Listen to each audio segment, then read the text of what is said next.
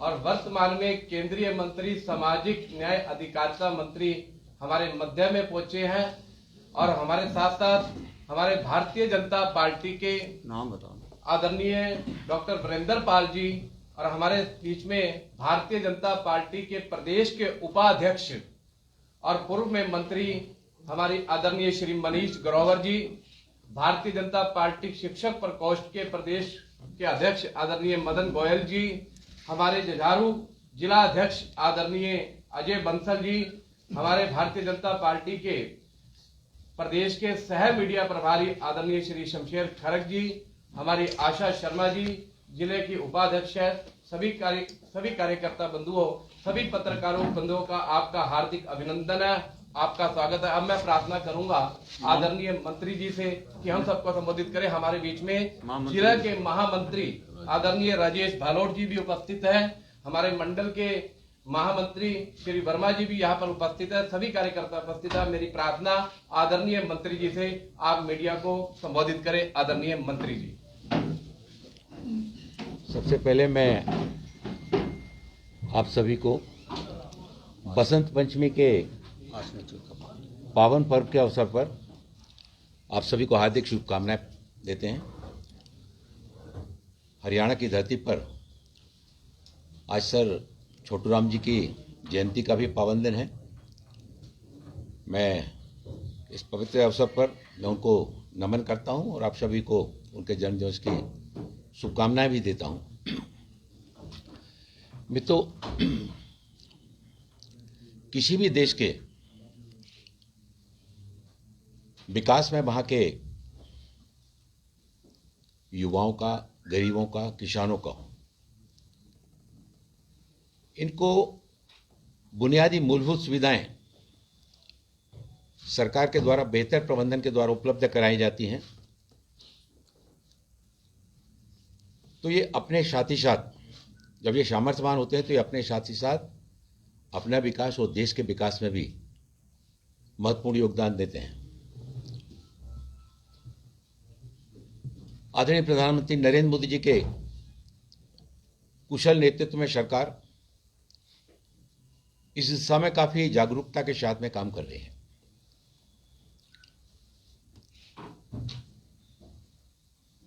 अभी आदरणीय प्रधानमंत्री जी के द्वारा जो जल जीवन मिशन, इस जल जीवन मिशन योजना के माध्यम से 9 करोड़ ग्रामीण घरों में पाइप से नल के द्वारा घरों में पानी पहुंचाए जाने की शुरुआत की गई है और पिछले 2 वर्षों में लगभग 5 करोड़ परिवारों में ग्रामीण क्षेत्र के पानी पहुंचाया भी गया। आने वाले समय में 4 करोड़ ग्रामीण परिवारों में हर घर नल और नल से जल पहुंचाए जाने के लिए 60,000 करोड़ रुपए का प्रावधान किया गया है। आवास की अगर हम बात करें तो प्रधानमंत्री आवास योजना की शुभारंभ होने के बाद से ये योजना उन परिवारों के लिए जीवनी रेखा के समान साबित हुई है, जो परिवार खुली छत के नीचे, खुले आसमान के नीचे, पेड़ों के नीचे, मंदिर के हाथे में, रेलवे स्टेशन के प्लेटफार्म पर अपनी ठंड, गर्मी, बरसात के दिन निकाला करते थे। पीएम आवास योजना आने से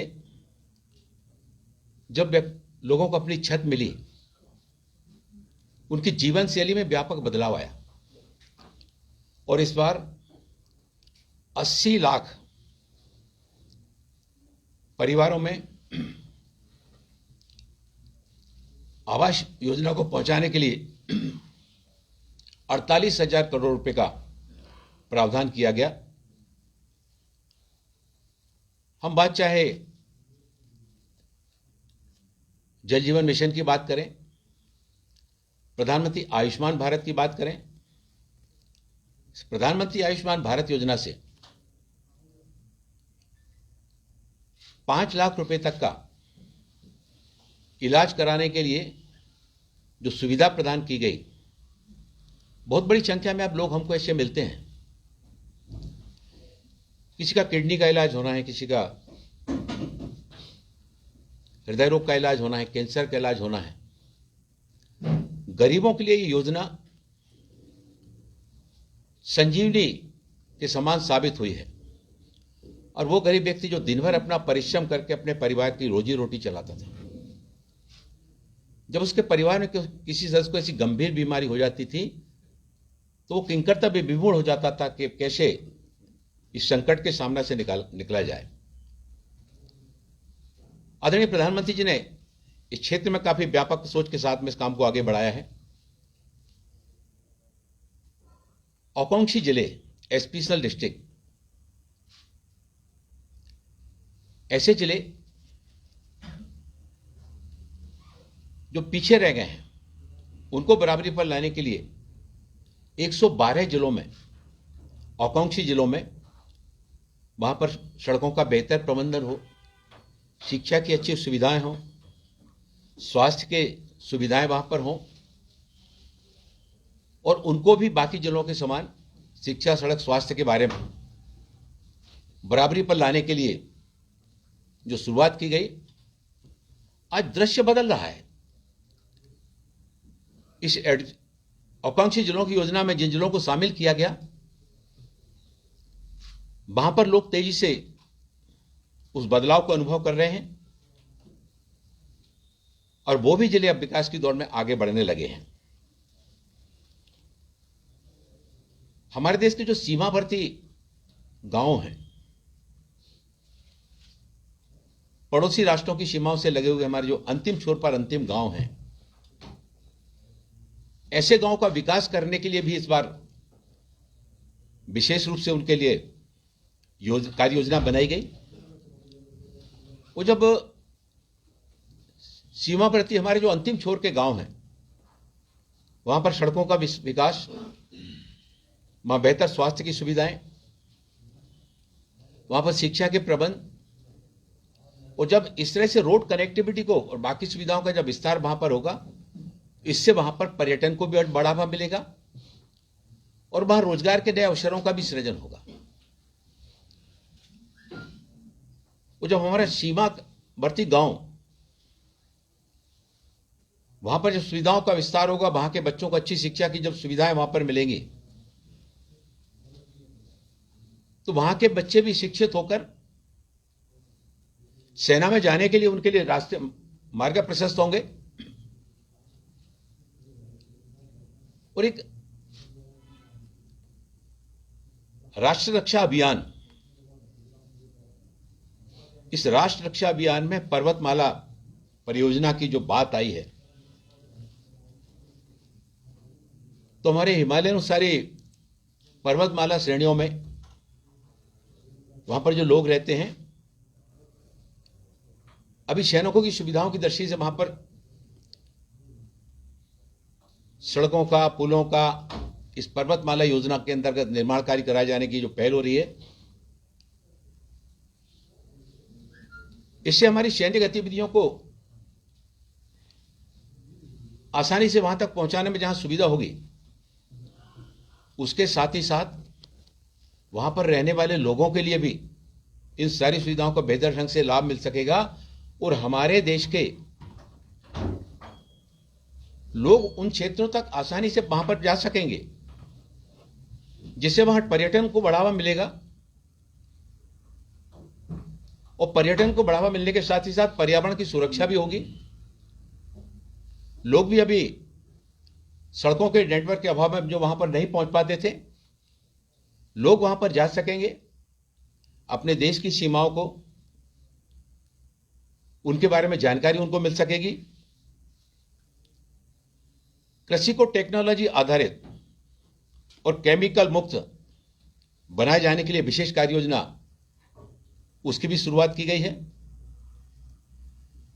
पिछले बजट में जहां किसानों के लिए किसान रेल, किसान उड़ान की योजना बनाई गई थी, इस बार किसान ड्रोन की, किसानों का साथी बनेगा किसान ड्रोन योजना, इससे एक और जहां उनकी भूमिका जानकारी हो, बस अपने उनको पेपर्स लेने वगैरह में जो परेशानियां होती हैं, वो इस योजना का लाभ लेकर बहुत सारी जो ऑफिशियल पेचीदगियां होती हैं उन सब से भी किसानों को कम समय में बेहतर काम की सुविधा का लाभ उन सभी को मिल सकेगा। ये तो हम जीडीपी की अगर बात करें तो पिछले 7-8 सालों में जो जीडीपी थी 1,10,000 करोड़, आज वो बढ़कर 2,30,000 करोड़ रुपया पर पहुंच गई है। ये किसी भी महीने में, एक महीने में होने वाले करेक्शन को अगर हम तुलना करते हैं तो उसमें बहुत आगे निकल गई है। समाज जीवन के प्रत्येक क्षेत्र और समाज के सभी बंधुओं का विकास के बारे में जहां चिंतन किया गया, वहां दिव्यांगजनों के बारे में भी और इस बार सोचा गया है दिव्यांगजनों का भी आत्मनिर्भर भारत इस अभियान के साथ उनको भी कैसे उनको सक्षम बनाया जाए, कैसे संसाधन उनको जुटाए जाए और वो जब हमारा दिव्यांगजन भी और शासन के द्वारा जो योजनाएं चलाई जा रही हैं, विशेष रूप से उनके लिए जो योजनाएं बनाई जा रही हैं, उनका लाभ जब उनको मिलेगा तो वो भी जब स्वयं जब आत्मनिर्भर होंगे तो वो देश को भी आत्मनिर्भर बनाने में अपना योगदान दे सकेंगे। हमारे महापौर जी यहां पर बैठे हुए हैं, अभी उनसे जब चर्चा हो रही थी तो उन्होंने बताया कि यहां पर 3 कैंपों का आयोजन करके और दिव्यांगजनों को सहायक उपकरण दिलाने में काफी प्रभावी ढंग से काम किया गया है। 0 to 5 ईयर्स जो बच्चे होते हैं, ऐसे बच्चे जो सुन नहीं पाते हैं, और जो बच्चा सुन नहीं पाता है वो बोल भी नहीं पाता, क्योंकि वो उसको बेचारे को समझ ही नहीं होती है कि हमारे आजू बाजू के बच्चे या हमारे पेरेंट्स क्या कह रहे हैं। ऐसे बच्चों के लिए कॉक्लियर इम्प्लांट सर्जरी के माध्यम से सरकार वो इम्प्लांट कराकर, और उसके परिणाम बहुत अच्छे आ रहे हैं। कॉक्लियर इम्प्लांट सर्जरी के बाद ऐसे बच्चे बोलने भी लगे हैं और सुनने भी लगे हैं। मैं एक स्थान पर गया था और वहां पर मैंने इस तरह के जो कॉक्लियर इम्प्लांट सर्जरी से जिन बच्चों का सर्जरी हुई थी उनको बुलाया था, उनके पेरेंट्स भी वहां पर आए थे। मैं उन बच्चों से बात कर रहा था। वो बच्चा बड़ा प्रसन्न भाव से अपने माँ बाप के साथ आया था। मैंने उस बच्चे की माँ से मैंने पूछा, बहन आपके बच्चे ने जब पहली बार बोलना प्रारंभ किया था, उसके मुख से जब पहला शब्द निकला था तो आपने कैसा अनुभव किया था?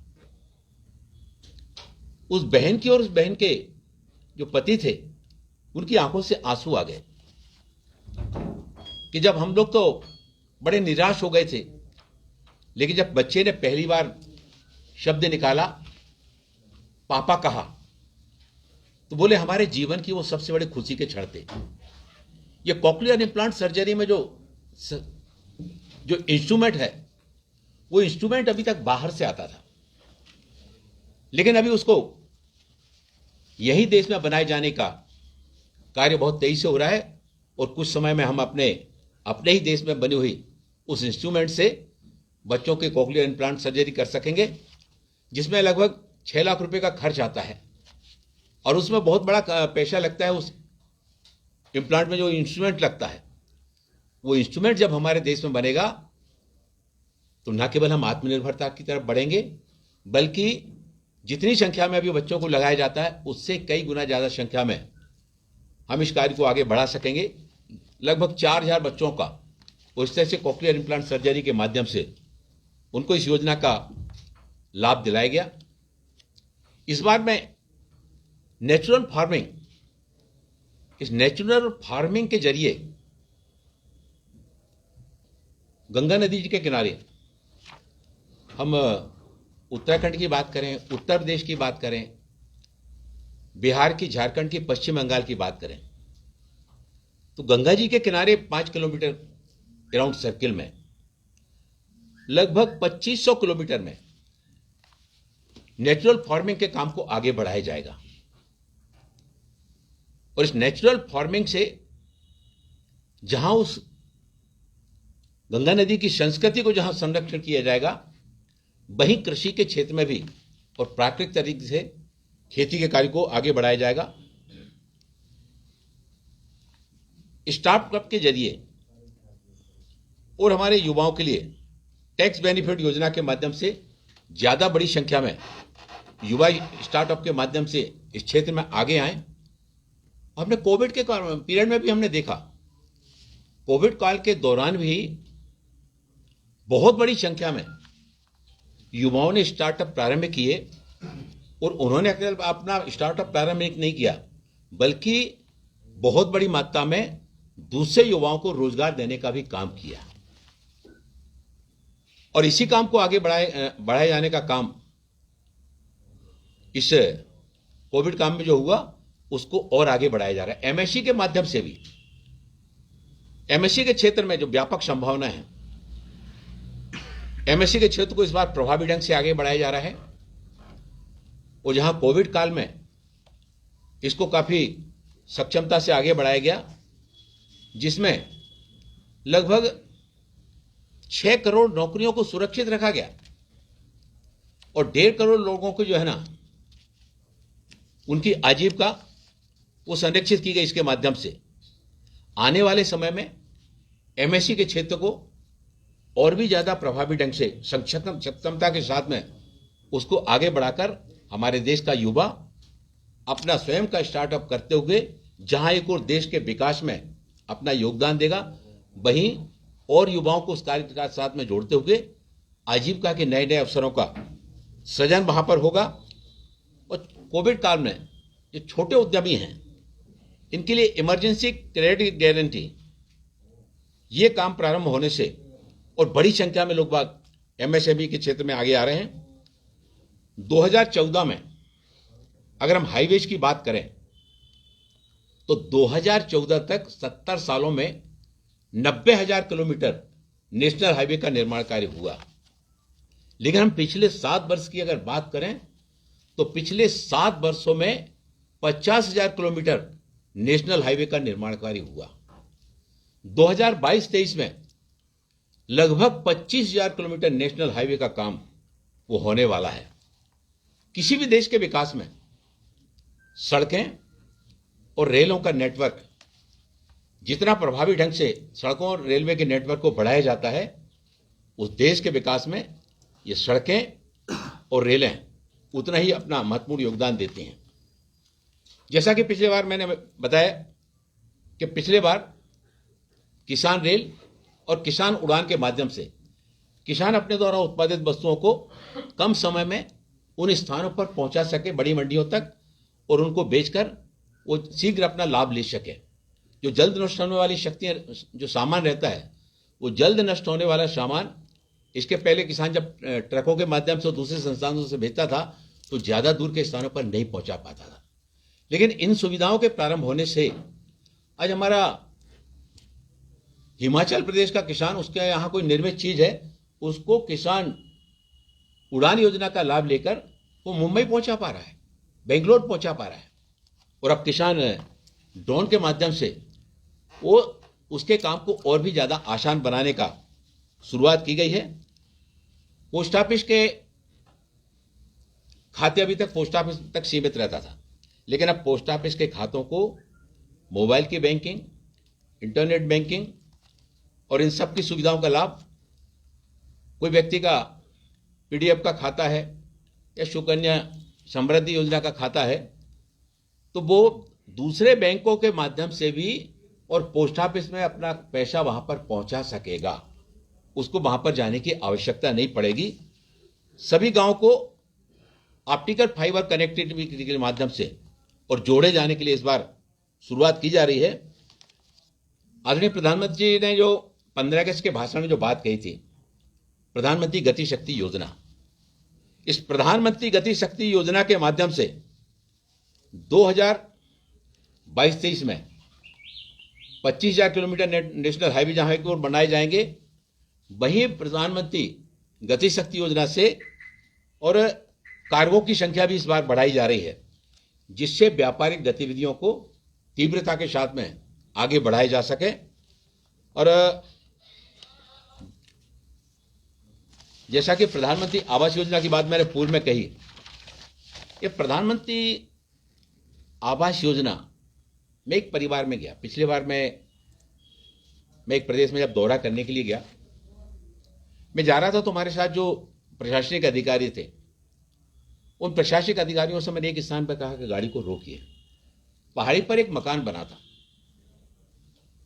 मैं वहां पर गया तो वहां पर देखा कि प्रधानमंत्री आवास योजना का लोगो वहां पर लगा हुआ था। उस परिवार के बहुत बुजुर्ग दादा वहां पर थे, उनकी बहू वहां पर थी, और उन्होंने थोड़ा पैसा अपना और लगाकर उस मकान को बहुत अच्छा बनाया था। मैंने कहा, आप इस मकान बनने के बाद आप लोग कैसे रहते थे? तो बुजुर्ग ने बताया कि हमारा परिवार तो मजदूरी करने वाला परिवार, हमारे बेटे बहू सुबह जाते हैं, मजदूरी करने जाते थे, और यहां पर हम लोगों ने किसी तरह से झुग्गी बनाकर हम लोग रहते थे। लेकिन ये योजना आई, प्रधानमंत्री जी नरेंद्र मोदी जी ने इस योजना को शुभारंभ कराया। हमारा जब मकान बन गया, इस मकान में अब चाहे हम गर्मी की बात हो, ठंडी की बात हो, बरसात की बात हो, हमारा अपना मकान है, हमारी अपनी छत है, और इस छत में सारी सुविधाएं, जहां को उनका कमरे थे, किचन था, वहीं पर स्वच्छता अभियान से उनका शौचालय भी बना हुआ था। एक परिवार की आवश्यकताओं की सारी चीजें वहां पर थी। तो उन्होंने कहा, हम कभी सपने में सोच नहीं सकते थे कि ऐसा कभी हमारा मकान बन सकेगा और हमको ऐसे मकान की सुविधा का लाभ हमको यहाँ पर मिलेगा। तो पहाड़ी पर रह रहे हैं, लेकिन आज वो बड़े सम्मान के साथ में, और जो बाकी पैसा जो बचता है वो अपने परिश्रम से बचाते हैं। तो आज अपने परिवार के बच्चों को उच्च शैक्षणिक स्थानों पर पहुंचाकर कि हमारा बच्चा शिक्षित हो, वो आगे बढ़े, उसको मजदूरी ना करना पड़े। ये जीवन शैली में बदलाव आ रहा है, रक्षा के क्षेत्र में भी, और हमारा देश आत्मनिर्भर बने। अभी हम बहुत सारे वेपन्स और युद्ध की सामग्री जो है ना, विदेशों से हम निर्भर करते हैं, उनसे खरीदते थे। लेकिन अब रक्षा क्षेत्र को भी आत्मनिर्भर बनाने की शुरुआत हो चुकी है। रक्षा क्षेत्र के लिए एक कॉरिडोर यूपी में, तमिलनाडु में है, उसको विकसित किया जा रहा है। आपने देखा कि हम लड़ाकू विमान पहले हम केवल विदेशों से बुलाया करते थे, लेकिन आज हमारे यहां लड़ाकू विमान, पनडुब्बी, अब ये सही चीजें सब हमारे यहां बनेगी। तो इसमें जो बहुत सारा पैसा हमारा विदेशों को जाता था, एक और जहां हमारा पैसा बचेगा, वहीं हमारा देश रक्षा के क्षेत्र में भी आत्मनिर्भरता की तरफ बढ़ेगा। और ये प्रयास मित्रों, जब इच्छा शक्ति होती है, विल पावर स्ट्रांग होता है, तब इस तरह के निर्णय लिए जाते हैं, कदम उठाए जाते हैं। हम जहां एक और कोरोना की अगर हम बात करते हैं, तो भारत में पहली बार यह हुआ है कि कोविड काल के दौरान हमने दूसरों की ओर नहीं देखा। हमारे महापौर जी और हमारे पूर्व मंत्री जी यहां पर हैं। चेचक का टीका भी जब दूसरे देशों में लग गया था और उसके बहुत समय के बाद हमारे यहां पर आया था। ऐसे पोलियो की अगर हम बात करते हैं, तो पोलियो का वैक्सीनेशन दूसरी जगह बहुत पहले उपयोग हो गया था, उसके बाद हमारे यहां आया था।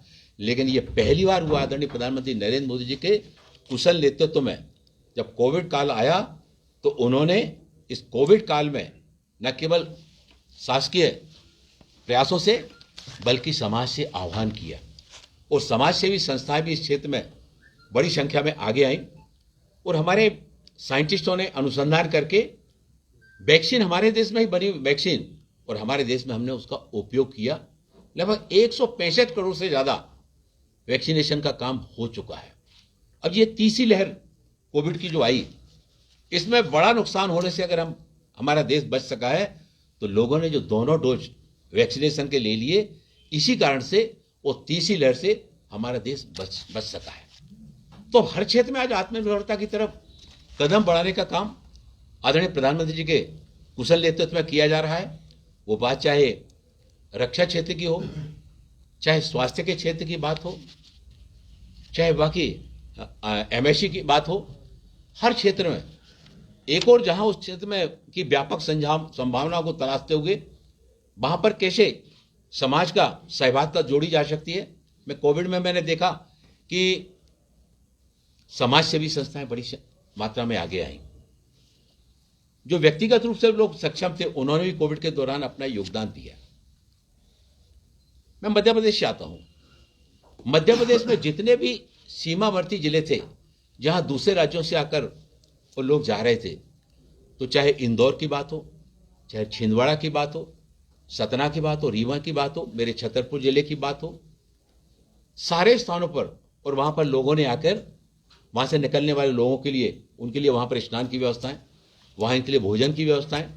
इंदौर में तो मैंने देखा कि बहुत अच्छा, अब सारे लोग आसानी से बनने वाला पूरी सब्जी का व्यवस्थाएं करते थे, लेकिन इंदौर में जहां पर पूरी सब्जी बनाई जा रही थी वहां खिचड़ी भी बनवा रहे थे लोग, वहां पर रोटी चावल दाल ये भी बनवा रहे थे। और वहां से निकलने वाले जो लोग थे उनको रोक करके आप स्नान कीजिए, यहाँ पर आपके सब तरह की भोजन की व्यवस्था है, वो सारी व्यवस्थाएं, और आगे आपको सामान बांध कर ले जाने के लिए वो सारी व्यवस्थाएं की जा रही थी। समाज के लोग बहुत बड़ी संख्या में आगे आए और जब सामाजिक जिम्मेवारी का अनुभव करते हुए एक जिम्मेवारी की भावना के साथ में जब लोग आगे आते हैं और समाज इस भावना के साथ जब उठ के खड़ा होता है तो बड़ी से बड़ी परेशानियों से देश आसानी से उनका समाधान कर ढूंढ लेता है। ये हमने कोविड काल के कारण, कोविड काल के समय पे देखा, अभी भी आप सबने देखा। आदरणीय प्रधानमंत्री जी ने एक PM ई विद्या योजना, कोविड काल के दौरान और 2 साल से स्कूल बंद हैं, बच्चों की शिक्षा प्रभावित हो रही है और इसके लिए 1 क्लास 1 चैनल, 1 क्लास 1 चैनल, इसमें लगभग 200 चैनलों को चैनलाइज करते हुए और राज्यों की आंचलिक भाषाओं में कक्षा 1 से लेकर कक्षा 12वीं तक और चैनल के माध्यम से शिक्षा की शुरुआत इस बार की जा रही है, ताकि हमारे बच्चे किसी भी तरह से और शैक्षणिक गतिविधियों में पीछे न रहें। जो ड्रोन किसान को ड्रोन किसानों को ड्रोन के साथ में जो जोड़ा जा रहा है और इसमें फसलों के असेसमेंट का लाभ किसान ले सकेंगे इस किसान ड्रोन के माध्यम से। शहरी क्षेत्रों में भी और ट्रांसपोर्ट को बढ़ाने के लिए इलेक्ट्रॉनिक वाहनों का, उसके इलेक्ट्रॉनिक वाहनों के उपयोग को उसको बढ़ावा दिया जा रहा है। इस बार जो पासपोर्ट है, पासपोर्ट की चिप को जो है ना, ई चिप के आधार पर इसका सरलीकरण किया जा रहा है। कमर्शियल बैंकों के 75 जिलों में 75 डिजिटल बैंकिंग यूनिट ये बनाई जा रही हैं, जो हमारे आंगनवाड़ी केंद्र हैं। इन आंगनवाड़ी केंद्रों को क्लीन एनर्जी से जोड़ा जा रहा है। 2 लाख आंगनवाड़ी केंद्रों को अपडेट किया जा रहा है, उनको और कैसे अच्छा ज्यादा बनाया जा सकता है।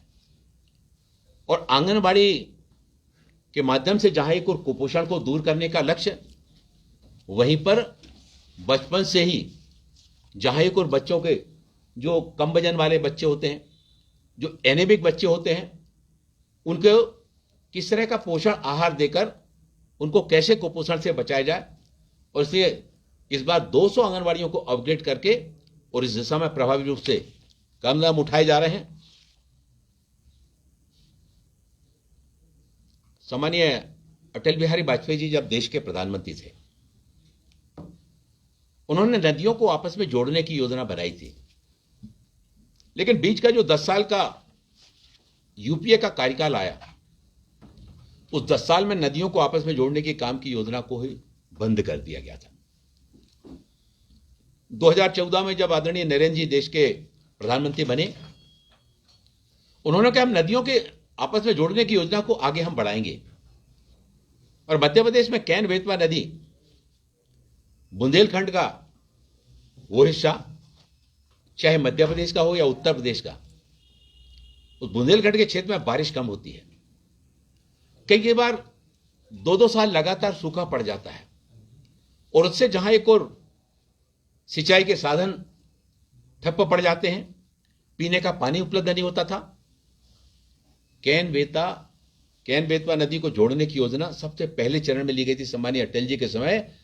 आदरणीय मोदी जी ने प्रधानमंत्री बनने के बाद उन्होंने कहा हम केन बेतवा के काम को प्राथमिकता के आधार पर इसको लेंगे। इस बार लगभग 45,000 करोड़ रुपया खर्च करके केन बेतवा नदी को जोड़ने का काम, उससे नहरों, किसान के खेत तक कैसे पानी पहुंचा जाए, जहां पर नहरों के माध्यम से पहुंचा, नहरों के माध्यम से पहुंचा जाए, जहां पर नहर नहीं पहुंच सकती है वहां पर पाइपलाइन के माध्यम से किसान के खेत तक पाइपलाइन रहेगी और वो किसान पाइपलाइन से अपने स्प्रिंकलर सिस्टम के माध्यम से पर ड्रॉप मोर क्रॉप उसका उपयोग करते हुए किसान सिंचाई की सुविधाओं का लाभ एक और जहां पर बेहतर ढंग से मिलेगा, वहीं पर इन क्षेत्रों में पीने के पानी की भी सुविधा होगी। बुंदेलखंड के उससे खेतों में हरियाली आएगी, उनके खेतों में किसान के खेत तक पानी पहुंचेगा। ये योजना के लिए जहां इस बार 45,000 करोड़ रुपए का आवंटन हुआ, इस तरह की 5 और योजनाएं नदियों को जोड़ने की, उनकी योजना का परीक्षण का काम जो है ना वो इस बार पूरा होके उसको भी आगे बढ़ाए जाने के लिए सरकार इसको काम को आगे बढ़ा रही है। ये बताइए जो योजनाएं सरकार ने पिछले 7.5 साल में कितना उनका एक दो रह गए। नहीं ठीक, कोई बात नहीं। हाँ, तो मैंने कहा कितना लाभ आम जनता को इन योजनाओं का मिल पाया है जो आपने योजनाएं कराई, और आपका अगर विभाग की बात की जाए तो क्या कुछ योजनाएं चलाई जा रही हैं और भविष्य में क्या सामाजिक न्याय और अधिकारिता मंत्रालय योजनाएं चलाने जा रहे हैं? देखिए, आपने सामाजिक न्याय अधिकारिता मंत्रालय की बात कही। सामाजिक न्याय और अधिकारिता मंत्रालय दिव्यांगजनों के लिए बहुत संवेदनशीलता के साथ में काम कर रहा है और आदरणीय मोदी जी के प्रधानमंत्री बनने के बाद 2014 से इस संबंध में व्यापक बदलाव इस दिशा में देखने में आ रहा है। जहां एक और हमारे दिव्यांगता की 7 कैटेगरी थी, उन कैटेगरियों को बढ़ाकर 21 इस बार किया गया। 7 हमारे जो राष्ट्रीय संस्थान हैं और 14 क्रॉस अर्ली इन्वेंशन सेंटर हैं, उनके माध्यम से अभी मैं कल ही मेरे पास एक दिव्यांग व्यक्ति आया, उसके दोनों पैर एक एक्सीडेंट में उसके दोनों पैर कट गए थे। वो कुछ दिन पहले मेरे पास आया था, जीवन से बड़ा निराश हो गया था। उसको लोग मेरे पास लेकर आए, उन्होंने कहा इसके दोनों पैर कट गए हैं, उसके मन में बड़ा निराशा का भाव आ गया है।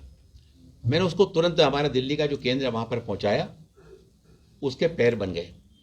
वो कल आया था मेरे पास, उसने कहा हम सबसे पहले ये लगने के बाद हम मंत्री जी के पास जाना चाहते हैं, क्योंकि मैं उनके पास गया था, उन्होंने पहल करके हमारे पैरों को बनवाने का काम किया। वो कृत्रिम पैर जो उसके लगाए गए, दोनों कृत्रिम पैर के सहारे उसके फिजियोथेरेपी का कार्य अभी चल रहा है। उसको 15 दिन और वहां पर फिजियोथेरेपी के माध्यम से, जिससे वो आसानी से चल सके। मैंने उससे पूछा जब तुम्हारे ये पैर लग गए, कुछ दिन में तुम ठीक ढंग से चल भी सकोगे, तो अब तुम इस बदली हुई परिस्थिति में अपने अंदर किस तरह का अनुभूति आप अनुभव करते हो। उसने कहा पैर कट जाने के बाद मैं घर में लेट कर रह गया था, लेकिन आज ये पैर लगने के बाद मैं कारपेंटरी का काम पहले करता था, अब मैं और ज्यादा अच्छे ढंग से अपने कारपेंटरी के काम को आगे बढ़ा सकूंगा। एक दिव्यांग व्यक्ति अकेला वो आत्मनिर्भर नहीं होता है, उसके आत्मनिर्भर होने से जहां उसका परिवार मतलब आत्मनिर्भर होता है, वहीं जिस समाज में वो रहता है उस समाज में एक बहुत बड़ा मैसेज जाता है कि सरकार इस तरह के व्यक्तियों के जीवन में उनके बदलाव लाने के लिए, उनके अंदर आत्मनिर्भरता का भाव लाने के लिए पूरी तरह से संजीवनी के साथ में उसमें काम कर रही है। इस तरह के हमारे जो केंद्र चल रहे हैं, उनमें चाहे वो सुनने की दिव्यांगता हो, चाहे ना बोल पाने की दिव्यांगता हो, चाहे कृत्रिम हाथ पैर की दिव्यांगता हो, सरकार इस दिशा में बहुत अच्छे ढंग से काम कर रही है। और हमने आदरणीय मोदी जी के कुशल मार्गदर्शन में इस काम को काफी प्रभाव के साथ में आगे बढ़ाया। कई राज्य सरकारों का ये 5-7 रह गए। हाँ ना, उधर बीच में आ जाएगा लटके। चलो एक बार कर कर ले सवाल। जल्दी है क्या? नहीं जल्दी है क्या? 5-7 रहे बिंदु बोलो। अरे 130 अरे, 130 करोड़ के बजट पेश किया, 2 मिनट आए हैं।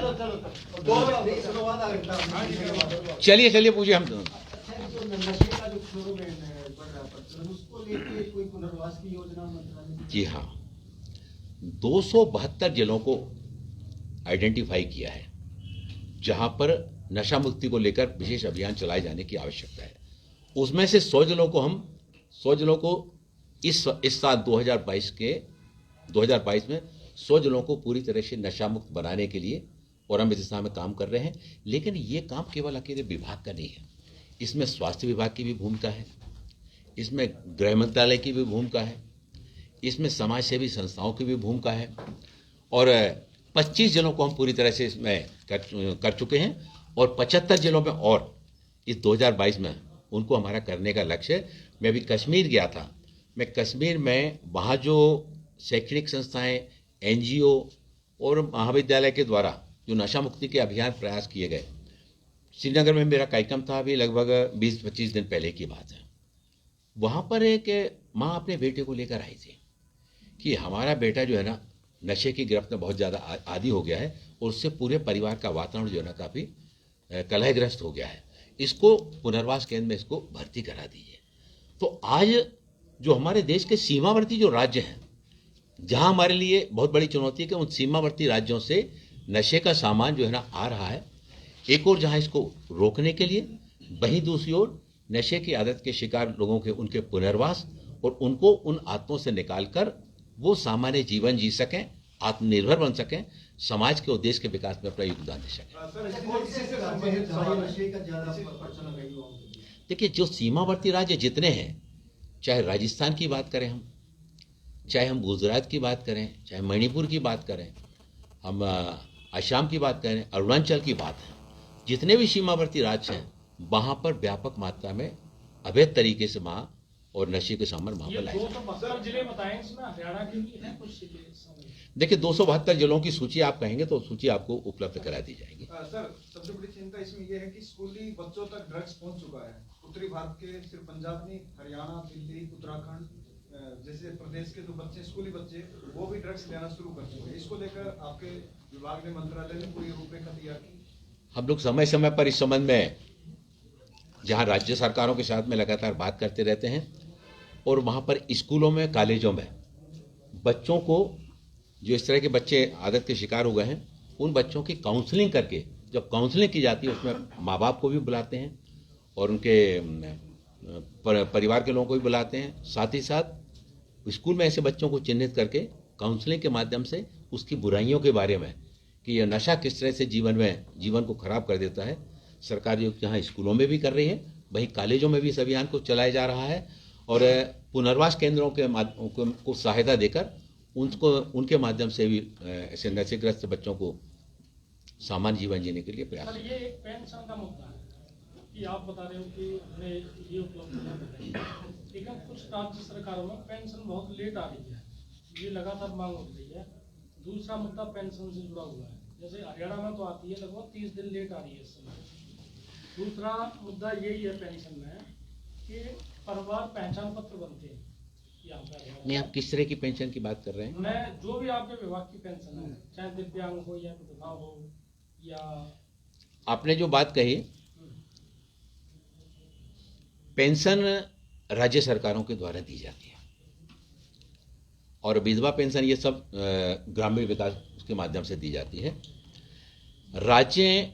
राज्य सरकार अपनी प्रशासनिक कार्यवाही पूरी करके जब केंद्र को पिछले फंड के यूटिलाइजेशन के जब प्रमाण पत्र केंद्र में संबंधित विभागों में पहुंचता है तो केंद्र के द्वारा उन राज्यों को वो राशि वहां पर भेज दी जाती है और इसमें कई बार, जैसा आपने कहा, कई बार राज्यों के द्वारा जो पेपर समय पर भेजे जाने चाहिए वो समय पर जब नहीं पहुंचते हैं तब उसमें अनावश्यक रूप से विलंब होता है।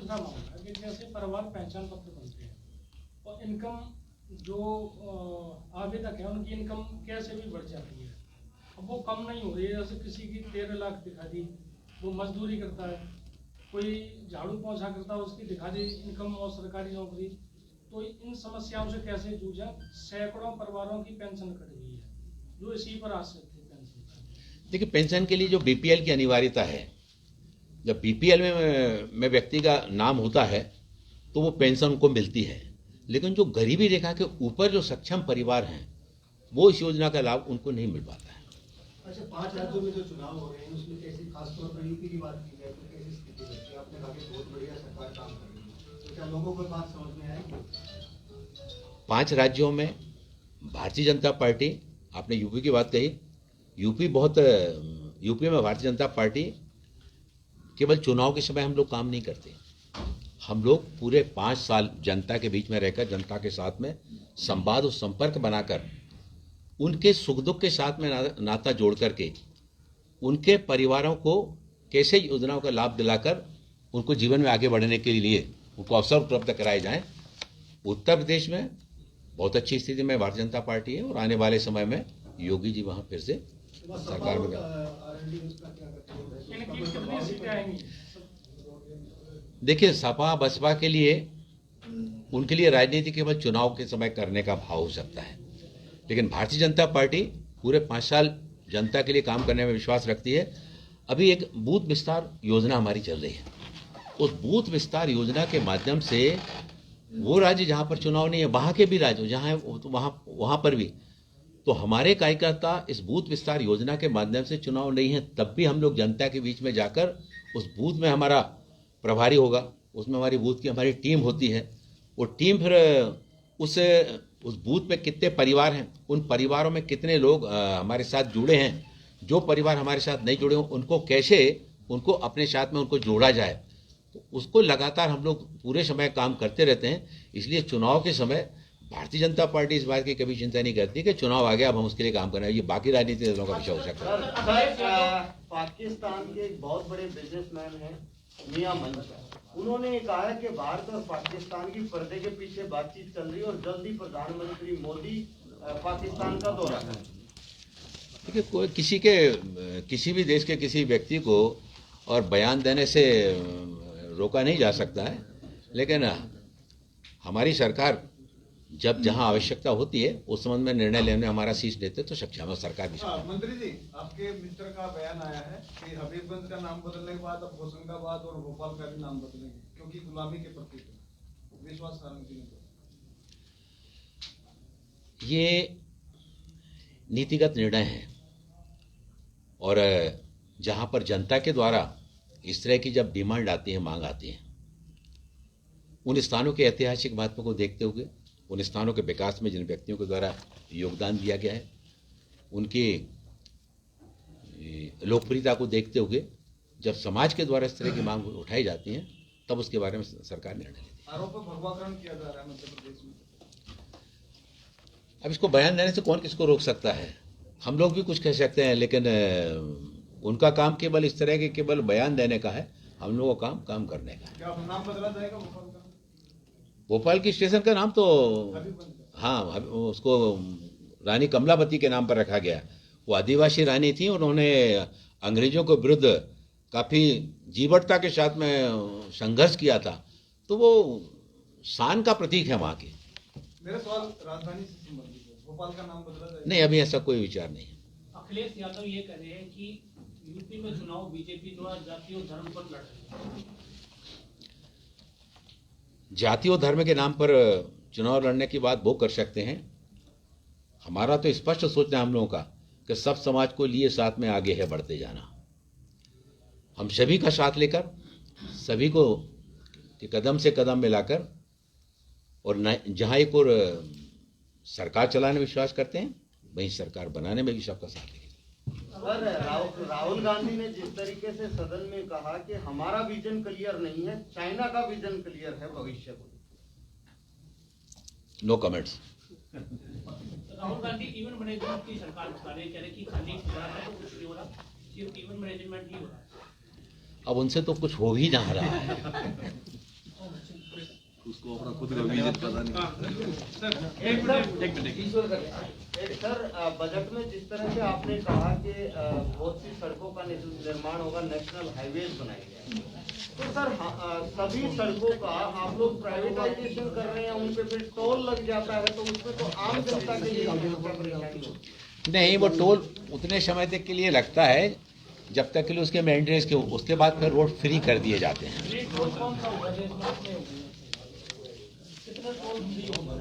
अब ये हमारे सड़क परिवहन मंत्रालय वाले उस बात का ज्यादा अच्छे ढंग से उत्तर दे सकेंगे। बहुत बहुत धन्यवाद आदरणीय मंत्री जी का और हमारे सभी पत्रकार बंधुओं का